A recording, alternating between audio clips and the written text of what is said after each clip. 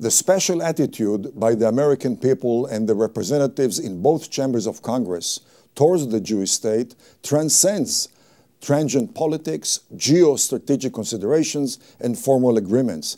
It is based on lasting Judeo-Christian values which inspired the early pilgrims, forged the Founding Fathers' revolution against the British Crown and Church, and shaped the U.S. moral, judicial, and political systems. Hence, the bust of Moses, facing the Speaker of the House of Representatives on Capitol Hill, the several statues of Moses in the U.S. Supreme Court, the Ten Commandments monument on the grounds of the Texas state capitol, etc.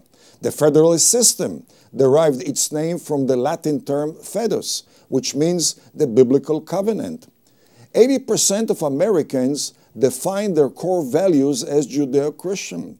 90% of Americans believe in God, 85% wish to preserve in God we trust and one nation under God. The roots of American support for the Jewish state preceded the 1948 founding of Israel, the 1939-1944 Holocaust, and even the 1776 Declaration of Independence by the USA. In 1492, Columbus was inspired by Noah's Ark, the Book of Jonah, and the patriarch Abraham's voyage to the Promised Land. Columbus landed in America on the 7th day of the Feast of Tabernacles. In 1620 and 1630, the pilgrims on the Mayflower and the Arabella considered England the modern-day Egypt, the Atlantic Ocean the modern-day Red Sea.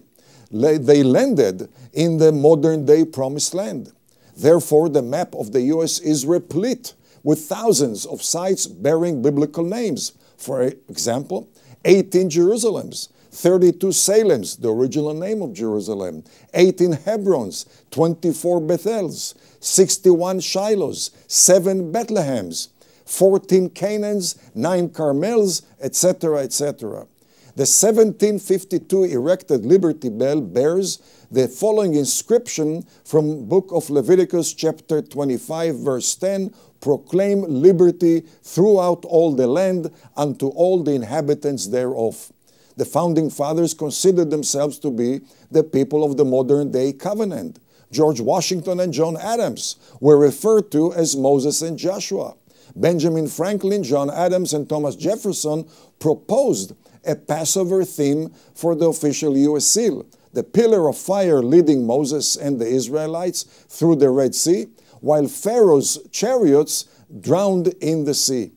Thomas Paine's January 1776 Common Sense cemented the rebellion against Britain, stating, "For the will of the Almighty as declared by Gideon and the prophet Samuel expressly disapproves of government by kings."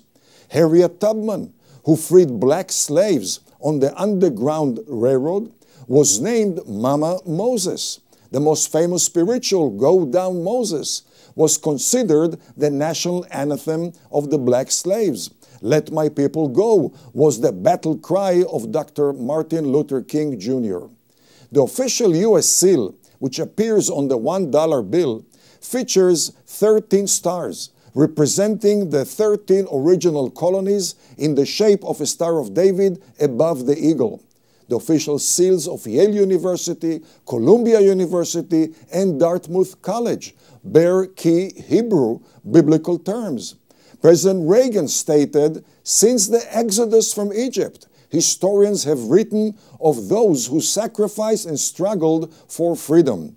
In January 2001, Senator Mitch McConnell introduced President George W. Bush at a Senate luncheon, stating, "We trust that you shall lead us in the best tradition of Joshua and Caleb." President Obama justified his decision to act unilaterally in deferring deportation of up to 5 million illegal immigrants by quoting from Exodus, Leviticus, and Deuteronomy. According to President Obama, they tell us that we shall not oppress a stranger, for we were strangers once too. The liberal Democrat, Senator Tom Harkin, celebrated the passage of Obamacare in December 2009, stating, in biblical terms, majority leader Harerid has the patience of Job, endurance of Samson, and the wisdom of Solomon. The bust of Judah the Maccabee is displayed in the West Point Military Academy's headquarters building, along with the bust of Joshua, David, and then Alexander the Great, Hector, Julius Caesar, King Arthur, Charlemagne, and Godfrey of Boulogne, the 9 worthies.